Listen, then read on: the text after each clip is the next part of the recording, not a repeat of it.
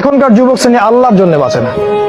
Challenge করলাম আমি, জিজ্ঞাসা করে দেখেন, কোন যুবক বলবে না আমার জীবনের উদ্দেশ্য জান্নাত? বলবে না। তার জীবনের উদ্দেশ্য চাকরি, অথবা একটা অ্যাফেয়ার, অথবা পলিটিক্যাল পাওয়ার, অথবা স্ট্যাটাস, অথবা জমি বাড়ি, অথবা গাড়ি। কারণ সমাজ এবং পরিবার তাকে এটাই শিক্ষা দিয়েছে, নিজের পায়ে দাঁড়াতে হবে বাবা তোমাকে। তরুণদেরকে আল্লাহ পাক একটা বলবো আবেগের সাম্যাবস্থা দিয়েছেন। এটা কেমন?